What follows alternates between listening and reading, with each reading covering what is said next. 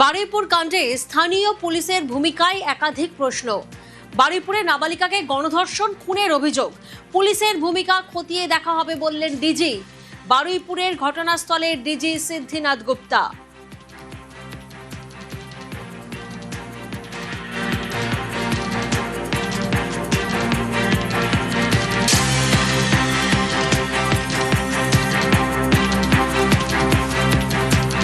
Investigation স্বার্থে কিছু বেশি বলা যাবে না।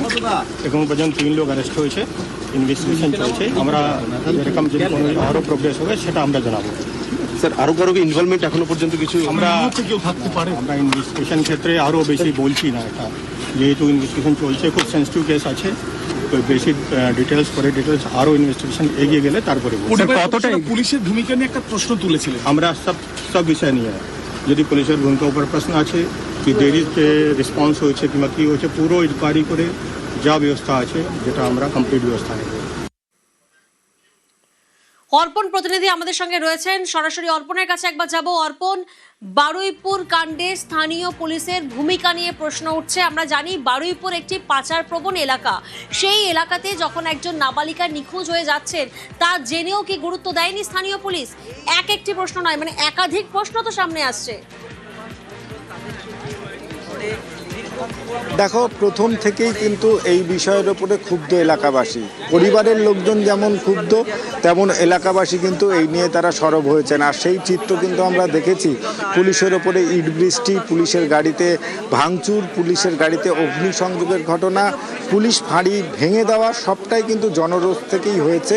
কারণ তারা যেটা জানাচ্ছেন, শনিবার বৈকালে মেয়েটি যখন নিখোঁজ হয়ে যান তারপরে তারা বারে গিয়েছেন এই যে পুলিশ ক্যাম্প সেখানে জানাতে, কিন্তু কোনো সদুত্তর সেখান থেকে পাওয়া যায়নি।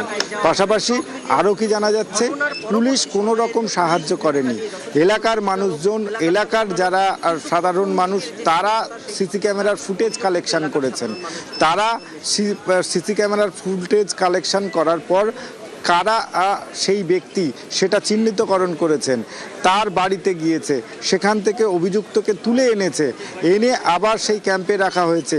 যদিও এলাকাবাসীর অভিযোগ যে সেখান থেকে একজনকে ছেড়ে দেওয়া হয়, কিন্তু যদিও সেই ঘটনা পরবর্তীকালে জানা যায় সে সেখান থেকে পালিয়েছে।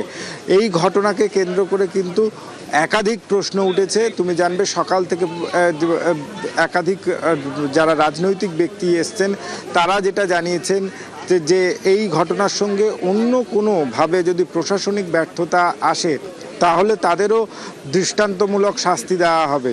এবং সকালে পুরমন্ত্রী তিনি এসছেন, অগ্নিমিত্রা পাল, তিনি যেটা জানাচ্ছেন যে এই ঘটনার সঙ্গে কোনোভাবেই আপোষ নয়, যে কেউ যদি এই ঘটনার সঙ্গে যুক্ত থাকে বা নেগলিজেন্সি ধরা পড়ে তার বিরুদ্ধেও সরকার ব্যবস্থা নেবে।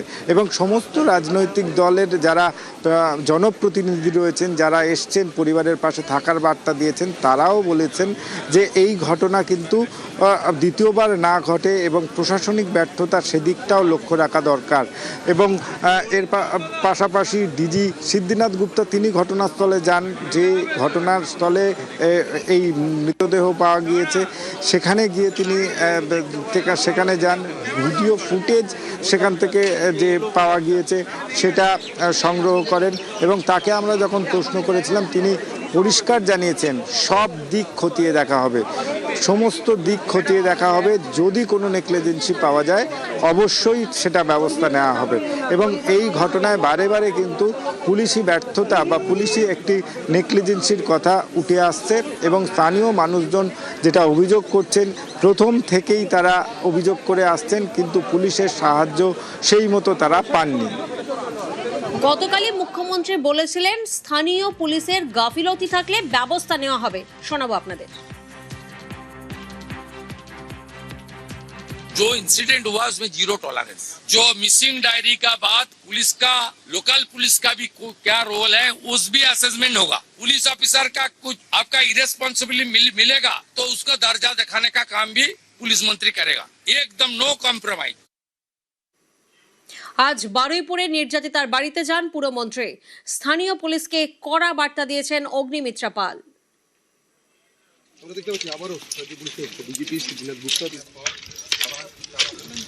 আশ্বাস দেওয়া গেছে, ওনারা খুব স্যাটিসফাইড এবং খুব ফাস্ট কাজ হচ্ছে, গ্রেপ্তারও হয়েছে, আরও কিছুজন বাকি আছে।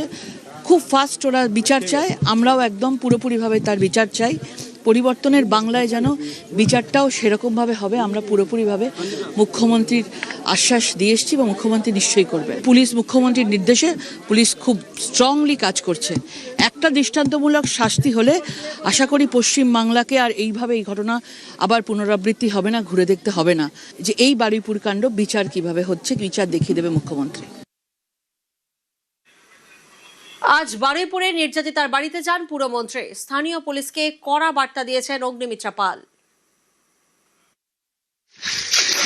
মর্মান্তিক ঘটনা, বাচ্চাটাকে নৃশংসভাবে রেপ করে মারা করেছে। লাস্টে কি আমরা পেয়েছি, বাড়ির লোক ক্ষিপ্ত হয়ে। বারবার আমরা বলেছি মাননীয় মুখ্যমন্ত্রী সম্পূর্ণভাবে আমাদের সরকার তার পাশে। সারা বাংলার মানুষকে কথা দিচ্ছি, শুধু এই ঘটনা নয়, যা যা ঘটনা যদি ঘটে মহিলার ওপর অত্যাচার, ইনক্লুডিং এই ঘটনাটা, দৃষ্টান্তমূলক শাস্তি হবে। মাননীয় মুখ্যমন্ত্রী যেটা বলেছেন, যদি দেখা যায় যে পুলিশ প্রশাসনও অ্যাকশন নেননি, এর তিনি কিন্তু বরদাস্ত করবেন না।